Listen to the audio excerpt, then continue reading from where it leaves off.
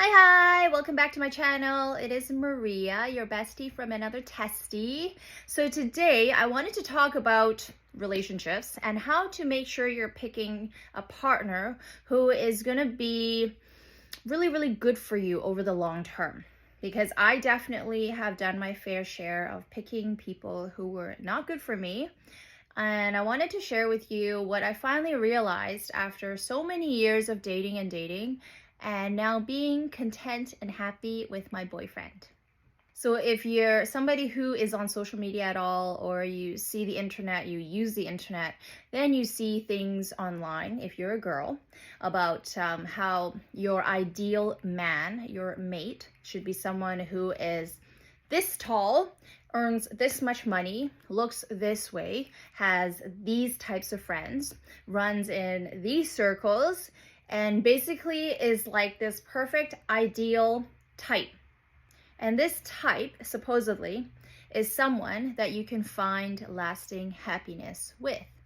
And conversely, on the flip side, for guys, then you want to look for whether or not she is a number, like a 10 out of 10, if she can cook, clean, do all these things, if she's great in bed, right? I'm not sure exactly what guys are told they should be looking for nowadays, but there's definitely criteria that our culture has ingrained into us that we are told, that we believe that we should be looking for.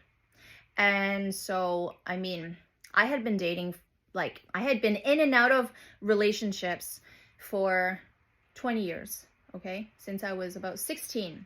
And over my 20s, as I was starting to cobble together an idea of what my perfect man should look like, aka my type, then I had all these demands and requirements, like they need to be this fit, they need to be this jacked, they need to be this intelligent, they need to be so sociable, they need to be great high earners, they need to be X number of inches tall, they need to be da da da da da da da da da da.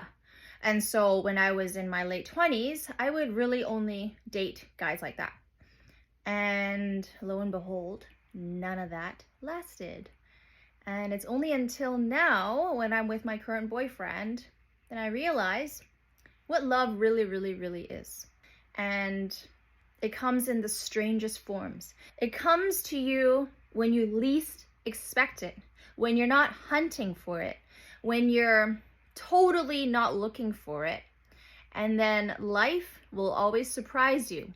The universe will always have fun with you and troll you, because it tells you, look, Maria, you're not as smart as you think you are. Everything that you think you deserve and everything that you're looking for this lasting happiness with somebody, you're wrong. So, for example, I will share, some people that I've dated, without their names, of course, right? One person was, into bodybuilding, and then they would average like 4% to 7% throughout the year. So super jacked. And he made, a good amount of money, 7 figures. But turns out, guess what? Can you guess what he was? A player! He was a player! And I mean, he said that he loved me, and, I was the one who finally won his heart. But the way he treated me was really not indicative of that. The way he treated me was disrespectful. He would last minute cancel. He would tell me that, actually, I can't make it right now, but if you want to meet me at 11 p.m. downtown, then, then I can, hang out with you for a bit. He never showed me that love and that care, and that, when someone treasures you so much and they want to make sure that you know this, they want to make sure you're aware that you matter so much to them. Well, that never happened. It never happened. Another one, he said at the beginning, like classic, I don't want to use the word narcissist, but it does fit the bill. Classic love bombing techniques. First month, he said I was his soulmate. He said he loved me so much. and that, you know, the universe had delivered me to him because he was asking for somebody like me. And now fast forward 2 more months later, and his aggressive, violent side starts to show itself, and the cracks start to form. And the person that I thought he was, this, you know, very, very sweet, gentlemanly, you know, version, it wasn't really him. But on the outside, he looks alpha, just like the last person I mentioned. He looked alpha, in control, very dominant, you know, very success driven, all these things, right? But then, of course, that one didn't last, and that one gave me a lot of scars that were deep inside of me, and it took me a couple years to heal from that. Now, my point for sharing all this is that we think we have a type, and we think we deserve that type. But the criteria for that type that we think we have to have checked off, those are usually too superficial, and they don't actually lead us to a relationship that is truly loving and fully supportive and fully caring, and a place, a safe space that you can grow in with your partner, and that you can flourish. Because the problem is that the really, really important qualities that really make a relationship work are missing. And the qualities that we should be looking for are ones like, are they stable? Are they emotionally stable? Do they care about you? Do the actions that they make, the things they do, how they choose to treat you, do they show they care? Or is it only their words that say they care, but then how they treat you is like you're like lowest on the totem pole. Like, you don't really matter. If you're in or out, you're here or there, it doesn't really matter, but they'll tell you you matter. Do they talk about a future with you? Do they make plans with you like months later down the road because they just expect that you'll be there with them? Do they treat you with courtesy? Do they open the door for you? I mean, I love this because my boyfriend always does this, and it's been over 2 years, and even to this day, he'll come to pick me up, and without fail, except for maybe 2 times in the last 2 and a bit years, he has always opened my car door for me. And if I try to open it, like if I'm, you know, just the first one to get there, he'll be like, no, like, I'm going to do it for you. Like, it just warms my heart so much, because this is what I mean by stability. Like, somebody who isn't doing it because they want to show you the best foot forward. They want to show you the best version of themselves that they know is going to win you over. And then once they've gotten you and you're secure in the bag, then everything drops, and you're left with somebody who is insensitive, uncaring, inconsiderate, just not affectionate, doesn't show you how much they love you day in, day out.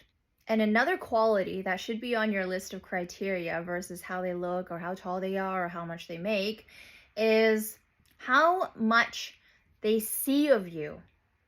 Do they see you for who you are? Or do they only see you for how you look? And this goes for guys as well, of course.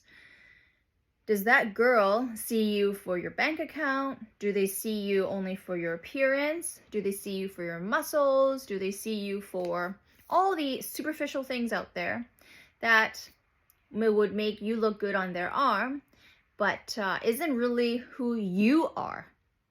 So if your partner, if this person sees you, your beautiful heart, how much you care about certain initiatives, how well you treat your parents, how well you want to perform at work because you truly care so much, how much you care about, say, animals in need, how much you care about the planet at large.